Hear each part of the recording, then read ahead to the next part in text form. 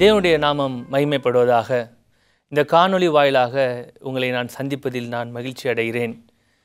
நாம் இயேசுவுடனான தருணங்களை பற்றின ஆராய்ச்சி என்ற தலைப்பின் கீழ் ஒவ்வொன்றாக நாம் படித்து வருகிறோம்.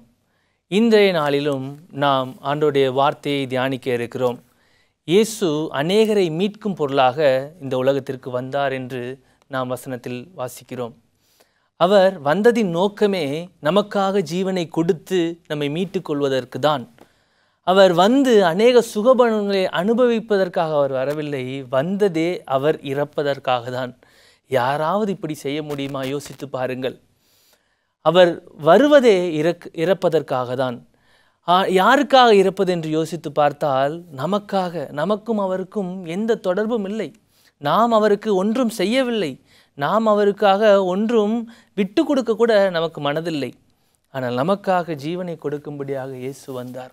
அந்த இயேசுவின் வாழ்க்கையில் அநேக அற்புதங்களை செய்தார், அநேக அதிசயங்களை செய்தார், அநேக பாடங்களையும் கற்றுக் கொடுத்தார். கற்றுக் கொடுத்து முடித்த பின்னர், நான் இந்த உலகத்தை ஜெயித்தேன், உங்களுடன் நான் இருக்கிறேன், நீங்களும் இந்த உலகத்தை ஜெயிக்கும்படியாக நான் உங்களுக்கு உதவி செய்கிறேன் அப்படின்னு சொல்லிட்டு இயேசு நமக்கு சொல்கிறார். இயேசுவோட வாழ்க்கையை இன்னும் அதிகமாக நம்ம தியானிக்க இருக்கிறோம். இந்த நாளிலும் ஒரு மனிதனுடைய வாழ்க்கை எப்படி மாறிச்சு, எப்படி அவர் வந்தவுடன் அவனுடைய வாழ்க்கை எப்படி, இந்த சூழ்நிலைகள் எப்படி மாறினது, அவனுக்கு இருந்த அந்த துயரமான சூழ்நிலையை எப்படி ஆண்டவரை சந்திக்க அவன் அது ஒரு பாதையாக அமைத்து கொண்டான் என்று நாம் பார்க்க இருக்கிறோம். ஆண்டவருடைய வசனத்தை நாம் தியானிப்போம். மார்க்கு 1ஆம் அதிகாரம் 40ஆம் வசனத்திலிருந்து 45ஆம் வசனம் வரை ஒரு சம்பவம் இருக்கும். அநேக சம்பவங்கள் இருக்கும். அதில் முக்கியமான சம்பவத்தை நான் உங்களுக்கு சொல்லுகிறேன். அதற்கு முன்பதாக நாம் படித்தோம் என்றால் 21ஆம் வசனத்தில் நாம் படித்தோம் என்றால், அவர் அதிசயத்தை செய்கிறார், அற்புதங்களை செய்கிறார், நோயாளிகளை குணமாக்கிறார், குருடரை செவிடரை எல்லாவற்றையும் குணமாக்குகிறார். அவர் பிசாசு பிடித்த மனிதனை அசுத்தாவி நீங்கும்படியாக செய்கிறார். வசனத்தை நாம் சற்று கவனிப்போமாக. 21ஆம் அதிகாரம் சொல்கிறது, பின்பு கப்பர்நகூமுக்கு போனார்கள். உடனே அவர் ஓய்வு நாளில் ஜெப ஆலயத்தில் பிரவேசித்து போதகம் பண்ணினார். ஜெப ஆலயத்தில் பிரவேசித்து அவர் போதகம் பண்ணும் பொழுது அங்கு அசுத்த ஆவி உள்ள ஒரு மனுஷன் இருந்தான். அவனுடைய அசுத்த ஆவியை தேவன் அவனிடமிருந்து துரத்தி விட்டார் என்று நாம் படிக்கிறோம். அதன் பின்பதாக நிறைய அதிசயங்களை, அந்த நேரத்திலேயே சூரியன் அஸ்தமிக்கிறதுக்கு முன்பதாக அநேக காரியங்களை அவர் செய்கிறார். இதற்கிடையாக சீமோனின் மாமி ஜுரமாயிருப்பதை அவர் கவனித்து அவனுடைய வீட்டுக்கு சென்று அந்த ஜுரத்தை நீக்கி அந்த மகளை அவர் எழுப்புகிறார் என்று நாம் பார்க்கிறோம். அதன் பிறகும் அதிசயங்களை செய்கிறார். எவ்வளோ பாருங்களேன், அவர் எப்போதுமே ஒரு பிஸி மேனாகவே இருந்தார். அவருக்கு உட்காரதுக்கு நேரம் இல்லை, அவருக்கு அவருடைய காரியத்தை கவனிக்கிறதுக்கு நேரம் இல்லை. அவர் எல்லாமே சேவை செய்கிறவாவே சுற்றித் திரிகிறார். இதில் ஒரு மனுஷன், அவர் அந்த கப்பர்நகூமை விட்டு வெளியே போகும்போது ஒரு மனுஷன் அவரை சந்திக்கிறான். அவன் யார் என்றால், வசனம் 39 நம்ம படிப்போமே, கலிலேயா நாடெங்கும் அவர்களுடைய ஜெப ஆலயங்களில் அவர் பிரசங்கம் பண்ணி கொண்டும் பிசாசுகளை துரத்தி கொண்டும் இருந்தார். அப்பொழுது குஷ்டரோகி ஒருவன் அவரிடத்தில் வந்து முன்பாக முழங்காற்படியிட்டு, உமக்கு சித்தமானால் என்னை சுத்தமாக்க உம்மால் ஆகும். வசனத்தின் வார்த்தைகளை நல்லா கவனிங்க. உமக்கு சித்தமானால் என்னை சுத்தமாக உம்மால் ஆகும் என்று வேண்டிக் கொண்டான். இயேசு மனதுருகி கையை நீட்டி அவனை தொட்டு, எனக்கு சுத்தம் உண்டு, சுத்தமாகு என்றார். இவன் இப்படி சொன்ன உடனே குஷ்டரோகம் அவனை விட்டு நீங்கிற்று. அவன் சொன்ன வார்த்தையை கவனிங்க, அவன் பிரயோகப்படுத்தின அந்த வார்த்தையை கவனிங்க. உமக்கு சித்தமானால் என்னை சுத்தமாக்க உம்மால் ஆகும். விசுவாசம் நிறைந்த வார்த்தை. உம்மால் ஆகும், உமக்கு சித்தமானால் அப்படிங்கிற விசுவாசம் நிறைந்த வார்த்தையை அவன் ஆண்டவர்கிட்ட சொல்கிறான். இந்த மனுஷனை பற்றி தான் நம்ம இன்றைக்கி பார்க்க போகிறோம். இந்த மனுஷனையும், இந்த மனுஷனுடைய வாழ்க்கையில் அவன் செய்ததையும், அவனுக்கு இயேசு செய்த காரியத்தையும் வைத்து நாம் பார்க்க போகிறோம். ஏன் குஷ்டரோகத்தை பற்றி நாம் யோசிக்கிறோம், ஏன் குஷ்டரோகத்தை பற்றி நம்ம படிக்கிறோம், ஏன் இதுக்கும் எனக்கு என்ன சம்பந்தம் அப்படிங்கிறத நாம் தியானிக்க நமக்கு நன்றாகவே புரியும். முதலாவது குஷ்டரோகத்தை பற்றியும் அவன் இருந்த நிலைமையை பற்றியும் நாம் படிப்போம். குஷ்டரோகம் எப்படி உருவாகும்?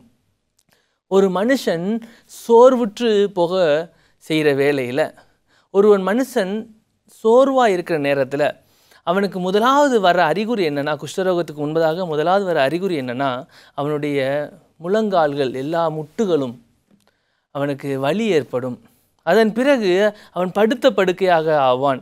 அதன் பிறகு அவனுடைய உடம்புல ஒரு சின்ன வெள்ளை ஒரு தேமல் போன்ற ஒரு காரியம், இங்கிலீஷில் ஒயிட் ஸ்பாட்ஸ் அப்படிம்பாங்க, அந்த வெள்ளை தேமல் போன்ற ஒரு விஷயம் அவனுடைய உடம்புல அது அஃபெக்ட் ஆகும். அதன் பிறகு அது மூஞ்சிக்கு பரவும். முதலாவது குஷ்டரோகம் பாதிக்கக்கூடிய இடம் என்னென்னா முதலாவது மூஞ்சி.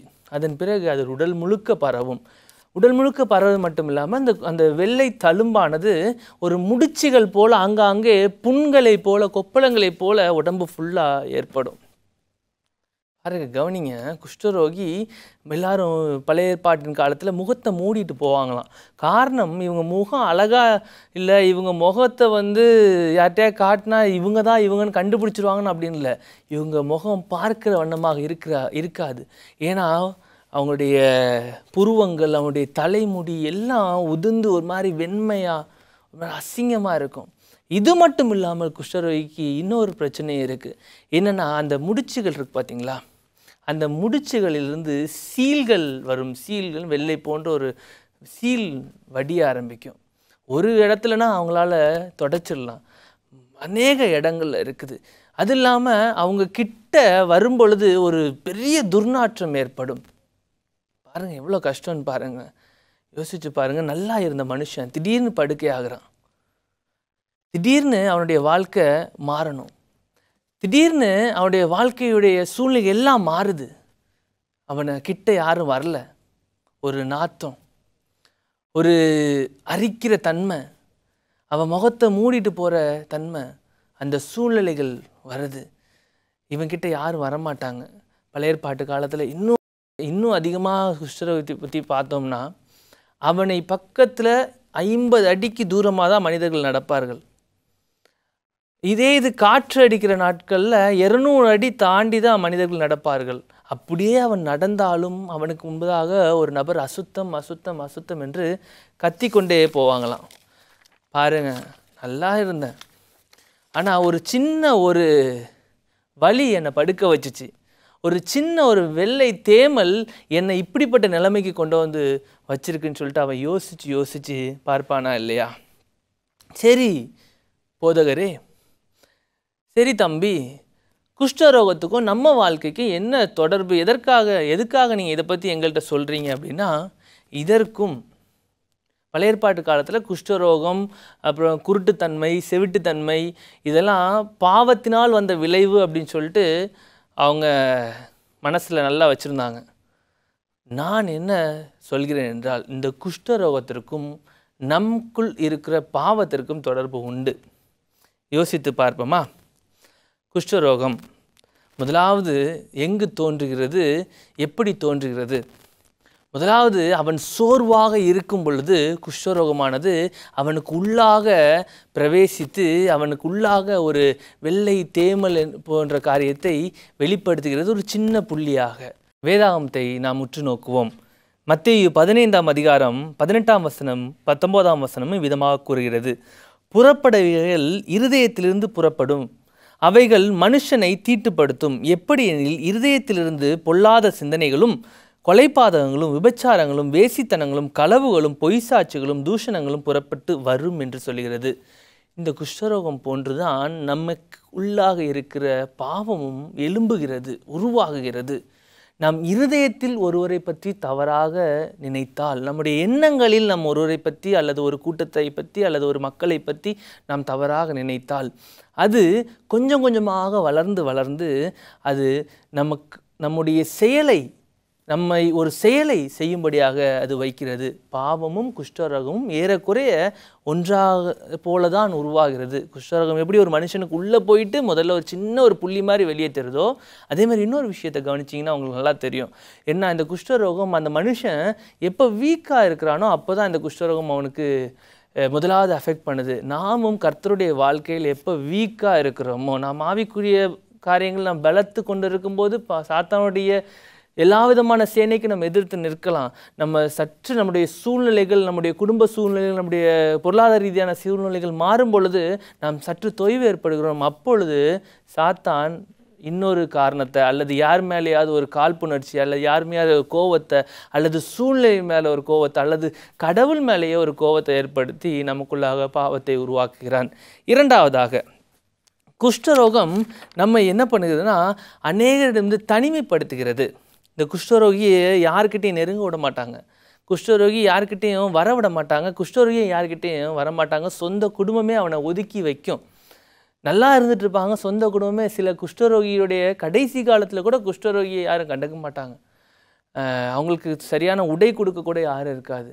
பாவமும் நம்முடைய குடும்பத்திலிருந்து, நம்முடைய சமுதாயத்திலிருந்து, நம்முடைய நண்பர்களிடமிருந்து நம்மை பிரிக்கிறது.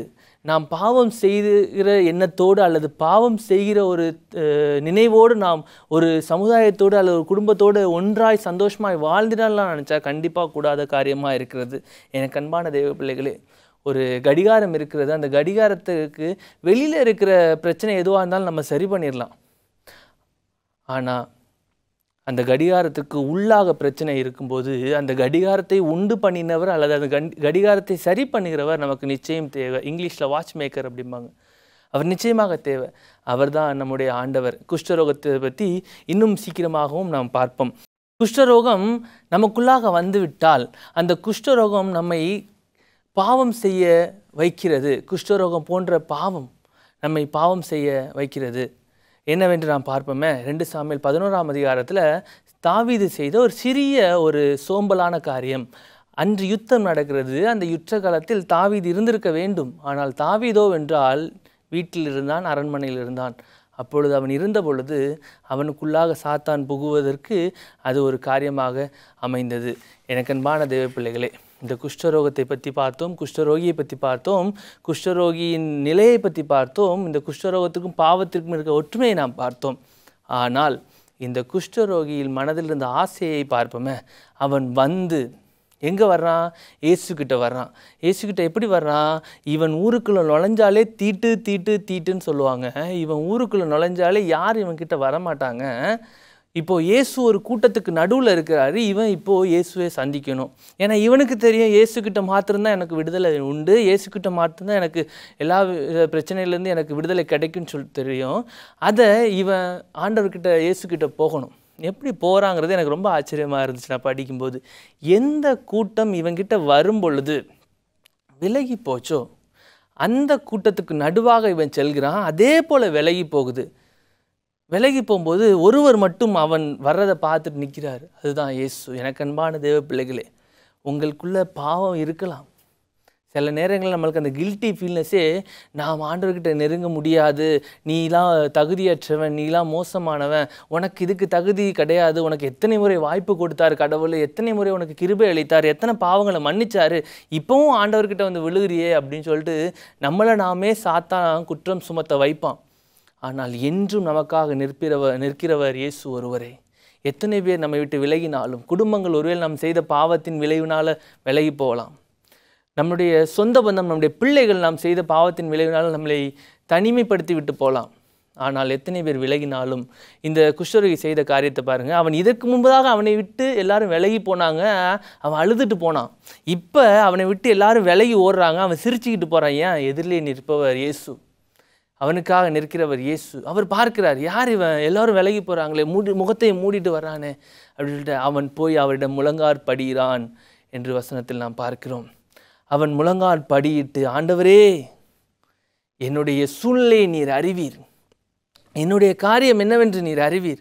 பழைய ஏற்பாட்டில் குஷ்டரோகம் எவ்வளோ மோசம் சொல்லிட்டு லேவியராகமம் 13ஆம் அதிகாரம் 14ஆம் அதிகாரத்தை படிச்சிங்கன்னா தெளிவாக தெரியும். ஒரு குஷ்டரோகம் எப்படிப்பட்ட குஷ்டரோகம் சொல்லிட்டு தெளிவாக போட்டிருக்கோம். அப்படிப்பட்ட சூழ்நிலை எல்லாத்தையும் நான் தாண்டி வந்திருக்கிறேன், என்னை எல்லாரும் தனிமைப்படுத்திட்டாங்க, என் குடும்பம் என்ன விட்டு போயிடுச்சு. குஷ்டரோகிகளுடைய கை கால் விரல்கள் எல்லாம் அப்படியே சூம்பி சுருங்கிரும், சில நேரங்களில் அது தளர்ந்து அப்படியே விழுந்துரும் அப்படின்லாம் போட்டிருக்கு. அவங்களுடைய கை காலெல்லாம் பார்த்தீங்கன்னா இப்படி ஒரு மாதிரி இருக்கும். எனக்கு அன்பான தேவ பிள்ளைகளே, எல்லா சூழ்நிலையும் அவனும் கடந்து வந்திருப்பான்ல. ஆனால் எல்லாவற்றையும் பார்த்து, எல்லாவற்றையும் அதை கண்டுகொள்ளாமல் அன்பையும் இருதயத்தையும் மாத்திரமே பார்க்கிற தேவன் அவனை நோக்கி பார்க்கிறார். பைபிள் சொல்லுது, அவன் கேட்டவுடனே அவர் மனதுருகி கையை நீட்டி, நான் முதலாவது படிக்கும்போது அடுத்த வார்த்தையை நான் படிக்க மறந்துட்டேன். கையை நீட்டி அவனை தொட்டு அப்படிங்கிற ஒரு வார்த்தை இருக்கும். அதை நான் படிக்க கண்டுக்கொள்ளாமல் அடுத்த பகுதிக்கு போயிட்டேன். அதன் பிறகு திருப்பி இதுக்குள்ளே வேறு என்ன இருக்கும் அப்படின்னு யோசித்து பார்க்கும்போது, கையை நீட்டி அவனை தொட்டு, அவனை தொட்ட மாத்திரத்திலே அவனுடைய எண்ணம் என்னவா இருக்கும் யோசித்து பாருங்கள். ஆண்டவர் கிருபையினால் ரட்சிக்கிறவர், அவனுடைய கிரியையினால் ரட்சிக்கலை. அவர் அவன் மேலே அன்பு வைத்தார், அவர் அவன் மேலே கிருபையை வைத்தார், அவர் அவன் மேலே மிகுந்த இரக்கம் வைத்தார். அவர் தொட்ட உடனே அவன் எப்படி தெரியுமா நினச்சிருப்பான்? சிறு வயதில் இந்த குஷ்டரோகம் எனக்கு வந்த பொழுது என் குடும்பம், என்னுடைய பிள்ளைகள் என்னை தொட்டுச்சு, என் கூட விளையாண்டாங்க, என்னை கை கோர்த்து நடந்தாங்க. என்றைக்கு இந்த குஷ்டரோகம் எனக்குள்ளே வந்துச்சோ அன்னிலேருந்து என்னை விட்டு எல்லாரும் போயிட்டாங்க. ஆனால் எனக்குள்ள பாவம் இருக்கும் பொழுதே, அதான் ஆண்டவராக இயேசு கிறிஸ்து பாவிகளின் நண்பர் என்று நாம் அதிகமாகி சொல்கிறோம். எனக்குள்ள பாவம் இருக்கும்போதே என்னை தொடுகிறவர் என் தேவன் ஒருவரே, என் இயேசு ஒருவரே. எனக்கு அன்பான தேவப்பிள்ளை, இதை நீங்கள் பார்த்து கொண்டிருக்கிறீர்களா? பாவமான குஷ்டரோகம் உங்கள் வாழ்க்கையில் எப்படி வந்துச்சுன்னே தெரியாமல் இருக்குதா? நீங்கள் என்றைக்கு விசுவாசத்திலும் உங்களுடைய ஆவிக்குரிய வாழ்க்கையிலும் சற்று தளர்ந்திருப்பீர்களோ, இன்டென்ஷனலி ஆர் அன்இன்டென்ஷனலி அப்படிங்கிற வார்த்தை இங்கிலீஷில் உண்டு. நீங்கள் தெரிஞ்சோ தெரியாமலோ சில சூழ்நிலையினால் சில நேரங்களில் என்ன பண்ணியிருக்கலாம், ஆவிக்குரிய வாழ்க்கையில் சற்று தொய்வு ஏற்பட்டிருக்கலாம். ஆனால் அந்த கேப்பில் சாத்தா அவங்க வாழ்க்கையில் ஒரு பாவத்தை விதைத்திருக்கலாம். அந்த விதைத்த விதை இன்று மரமாக இருக்கலாம். ஆனால் இன்றைக்கு கர்த்தருக்குள் நீங்கள் தூண்டப்படுகிறீர்கள் என்றால், இந்த குஷ்டரோகியின் விருப்பத்தை போல, ஆண்டவரே உம்மால் மாத்திரமே விடுதலை கொடுக்க முடியும் என்று மனப்பூர்வமாய் ஆண்டவருடைய சன்னிதானத்தில் நீங்கள் வருவீர்கள் என்றால், தேவன் உங்களை கரம் நீட்டி தொட்டு குணப்படுத்த வல்லவராயிருக்கிறார். யோசித்து பாருங்கள், இந்த மன்னருடைய வாழ்க்கை எப்படி மாறியது. அவர் தொட்ட உடனே நீண்ட நாள் பிறகு ஒரு மனித கை அவனை தொடுகிறது. நீண்ட நாள் பிறகு ஒரு மனித கை அவனை தொடுகிறது. அந்த மனித கை ஒரு மீட்பின் கையாக அமைகிறது. எவ்வளோ அருமையான காரியம் பார்த்தீங்களா? அவனுடைய பழைய நிலைமையிலேருந்து அவனை அப்படியே டிரான்ஸ்ஃபார்ம் பண்ணுறது வாழ்க்கை.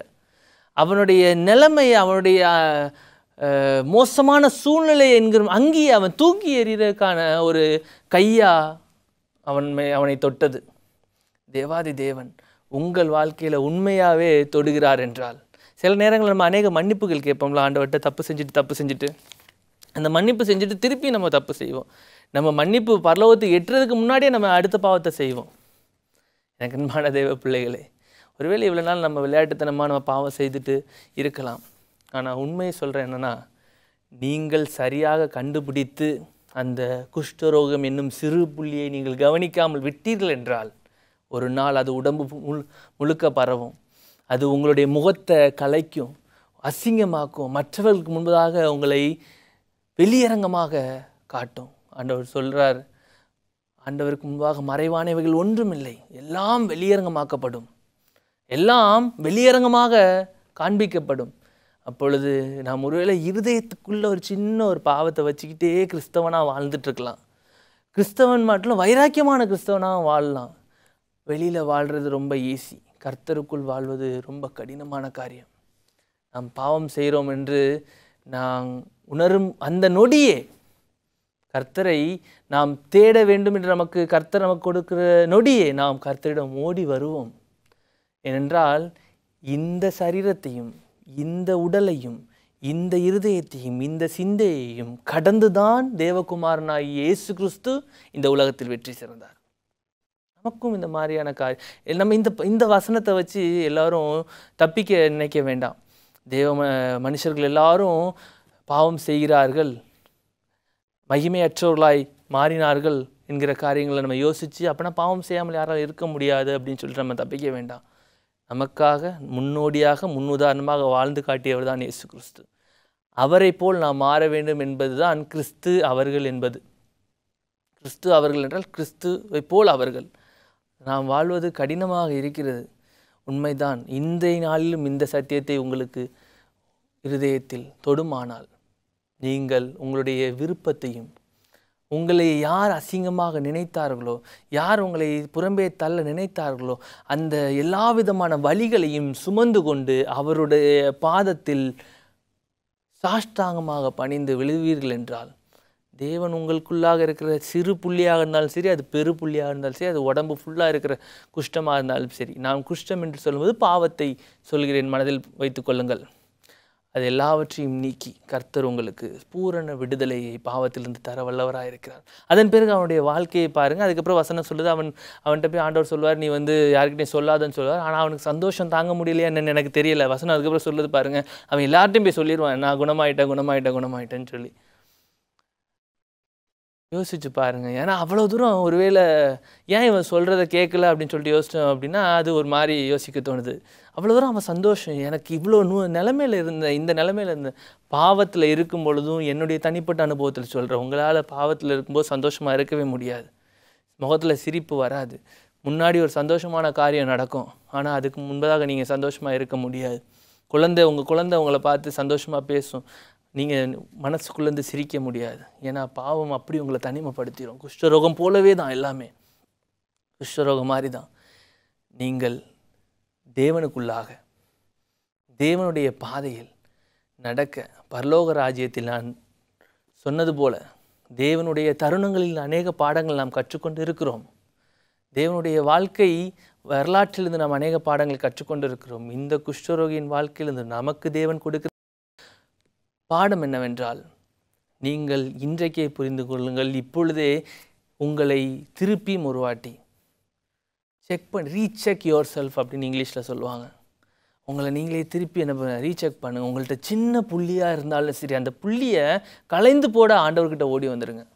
நான் இந்த சின்னதாக தானே இருக்குது, நான் கொஞ்சம் இதெல்லாம் நம்மளை பாதிக்காது, இந்த பாவம்லாம் நம்மளை பாதிக்காது, இந்த எண்ணம்லாம், இந்த பேச்சு, இந்த வார்த்தை, இந்த பழக்கம், இல்லை இந்த செயல்லாம் பெருசாக ஆண்டவர்கிட்ட பாதிக்காதுன்னு யோசிக்காதீங்க. குஷ்டரோகமும் அப்படித்தான் ஒரு சிறு புள்ளியாக உருவாகி அவனை உலகத்திலிருந்து விலக்கி வைக்கிறதுக்கு காரணமாய் அமைந்துவிடும்.